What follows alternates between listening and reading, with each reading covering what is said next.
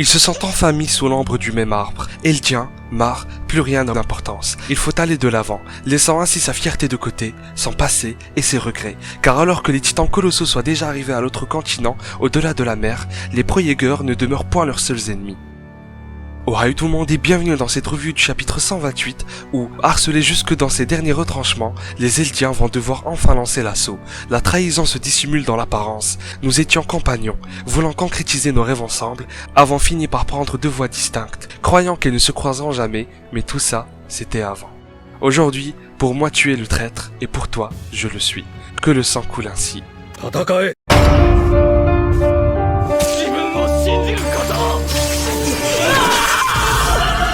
終わりにしたいんだよ俺たちでミカサやアルミンみんなを救いたいなら進み続けたユミル・フリッツは自由のために戦った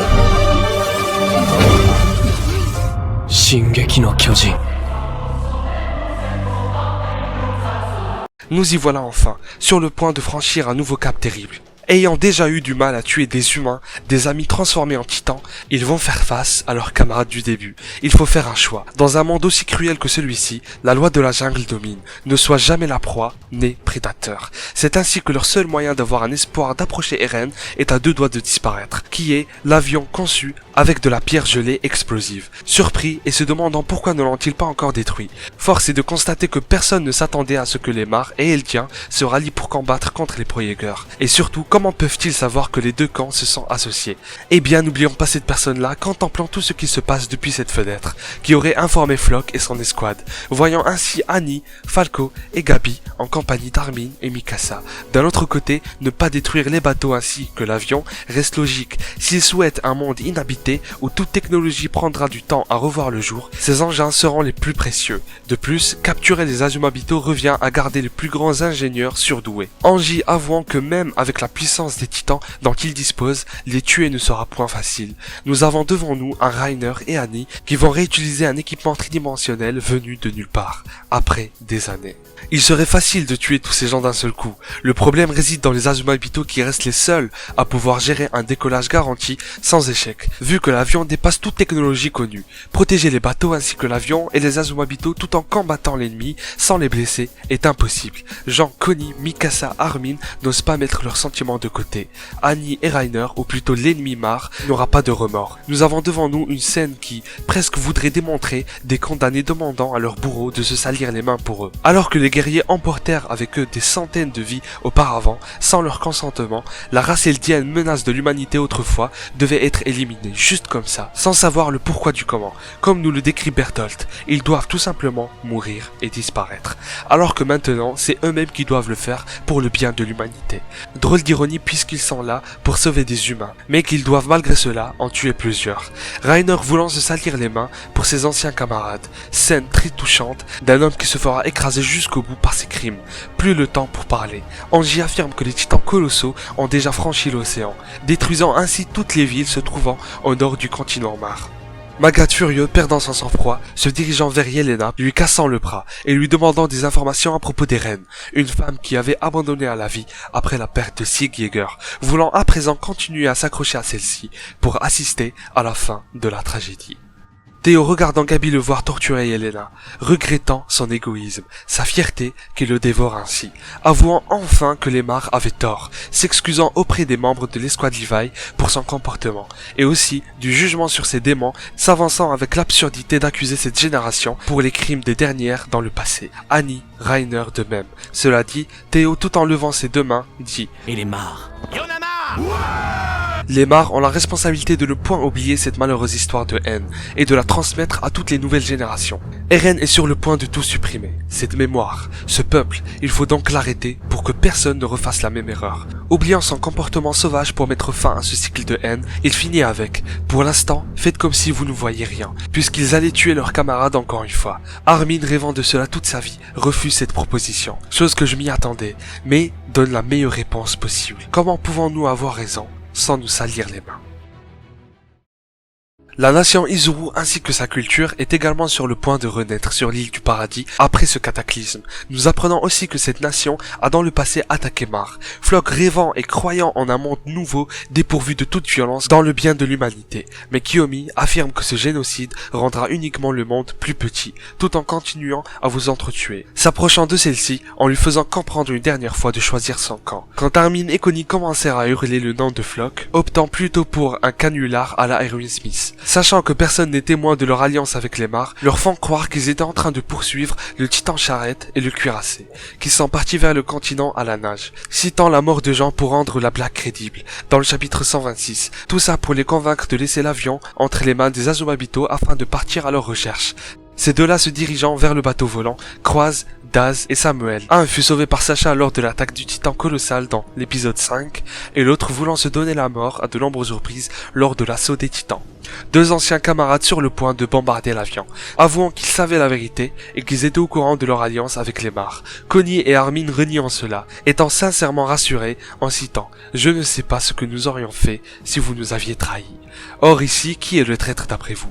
Anciens frères d'armes, ensemble, tournant autour de ce mot. Les deux le sont, voulant protéger l'humanité et ce qui les rapproche, mais le comment est ce qui les sépare. Jusqu'où iront-ils pour pouvoir achever ce qu'ils désirent tant? Armin toujours plongé dans sa vision d'accomplir quelque chose sans verser de sang, fâcheusement Floch est loin d'être le dernier des idiots. Et c'est pour ça qu'il s'était caché derrière la tête de son cheval contre le titan bestial. Si comme ils l'ont dit, ils étaient en train de poursuivre les Mar, ils seraient venus grâce au train, puisque c'est plus rapide que les chevaux, tout en prenant compte du temps laissé à ces derniers pour se reposer. Levant son bras doucement, pointant son arme sur un des ingénieurs asiatiques, chapitre 111, cette dame arrogante et disant qu'elle n'a point totalement perdu le sens de l'honneur qu'incarnait la mère de Mikasa, et qu'elle se battra jusqu'au bout, quel que soit le destin de l'île du paradis, saisit le bras de Floch, avec une prise énorme et inattendue, le mit à terre tout en serrant pour lui fracturer le bras. Scène totalement épique venant d'elle. Ce dernier criant de douleur ordonne ses hommes de les abattre tout de suite, sans exception. Armin, Connie à l'extérieur, en entendant le tir,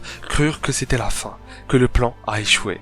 Mais voici Mikasa qui rentre par la fenêtre au bon moment pour sauver la femme qui promit de la délivrer à son tour, arrogante mais fidèle jusqu'au bout, neutralisant tous les soldats à l'intérieur de l'étage. Floch se jeta hors du bâtiment grâce à son équipement tridimensionnel pour faire l'alarme, hurlant de toutes ses forces à tous ses coéquipiers. Mikasa, Armin et Connie viennent de trahir Eltia et se sont joints aux Mar. La majorité des Pro-Jägers sur le point de bombarder le bâtiment. Ackerman optant pour le sous-sol afin d'aider les Asiatiques, croisant d'autres ennemis qui furent à leur tour abattus par Magat, ce dernier portant une veste du bataillon d'exploration. Message très symbolique de la part du mangaka Isayama. Théo Magat, un Mar pur, représentant la liberté pour la première fois, faisant part de ce qu'il avait sur le cœur, ses sentiments, ce qu'il ressentait, non comme Mar, mais comme un homme offrant sa vie pour son peuple, souhaitant ainsi et enfin la liberté pour tout le monde. En tant qu'être humain, il avance désormais, et en tant que monstre, apportera cette paix à la toute fin. Les gens qui sont capables de changer les choses sont ceux qui sont capables de faire des sacrifices importants, ceux qui vont même jusqu'à abandonner leur humanité. Armin aura eu raison depuis le début. Cette citation s'applique sur plein d'autres cas dans Shingeki no Kyojin. Vraiment symbolique, très joli de la part d'Isayama. Parfois pour faire le bien, il faut faire quelque chose de mal. Il faut prendre la responsabilité et se salir les mains. Pour lutter dans ce monde cruel, répugnant et créer cette liberté, il faut être en première ligne et tout supporter. Prendre la responsabilité de l'erreur de quelqu'un d'autre peut être une mauvaise décision, mais il faut beaucoup de courage pour prendre la mauvaise, et il en faut encore plus pour la supporter. C'est le seul moyen. Comme l'a dit Reiner qui se souvient dans ce chapitre de sa conversation avec Eren dans le sang, en vérité, depuis le début, nous sommes semblables. Nous sommes exactement pareils. Je vous invite au passage à regarder cette vidéo sur Eren et Reiner pour voir cette énorme ressemblance, le lien est en description. Voilà pourquoi Brown a dit au reste avant d'attaquer que vous ne pouvez pas vous mêler de ça, ce qui signifie qu'ils ont choisi d'aller en première ligne. Si vous ne pouvez pas faire le sale travail, nous le ferons à votre place. Mais cela ne s'applique pas uniquement sur eux. Tout le monde a fait quelque chose de mal pour la liberté, comme ce qu'a souligné Yelena sur chacun d'entre eux dans le chapitre 127. Le véritable courage est dirigé par la raison. Daz sur le point de faire exploser l'avion, Armin 2 pas en avant, et aucune pitié. Samuel qui tire sur lui, ne lui laissant même plus la faculté d'articuler. Rempli de remords et sur le point de tuer Connie. De l'autre côté, Reiner et Annie en titan qui éliminent le reste des soldats. De loin, Yelena et Levi admirant le spectacle. Springer profita de cette diversion du cuirassé et du féminin pour plaquer au sol ses camarades. Daz sur le point d'éliminer Armin, ce dernier qui tient toujours à parler, même ayant la mâchoire en miettes, il ne renonça à rien et voulut essayer de parler, se souvenant de Berthold dans l'épisode 11 de la saison 2, ou encore le chapitre 48, criant que quelqu'un devra le faire pour arrêter tout ce conflit. Quelqu'un devra se salir les mains. Un énorme plan sur Armin à l'époque qui se remémore ses paroles de son prédécesseur. Jusqu'au bout, il aura essayé de trouver un moyen de négocier. Mais pour faire la politique, il faut avoir les mains sales.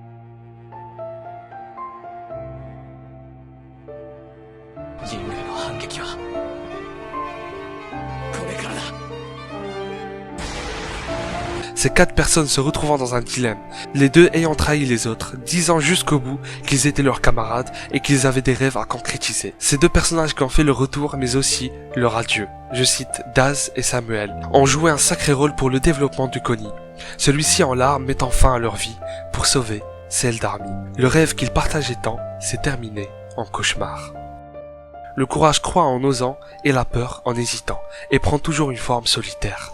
Magat ne doit absolument pas mourir. Puisque la liberté ne connaît pas de frontières, il suffit qu'une seule voix s'élève et appelle à la liberté dans un pays pour redonner courage à ceux qui sont à l'autre bout du monde. Toutes ces atrocités ont été perpétrées contre les Eldiens, alors qu'ils n'avaient rien fait pour les mériter. Ce cataclysme qui s'abat sur la terre entière, tel un châtiment divin, pardonner ou mourir, fallait faire son choix. Car dorénavant, il n'y en a pas. Vos dernières paroles sous forme de cris, les larmes aux yeux, priant pour qu'un seul miracle se produise, et met fin à tout ce cauchemar. Autrement, votre mémoire disparaîtra, faisant ainsi d'Eren Yeager le héros, mais aussi le meurtrier d'Eldia.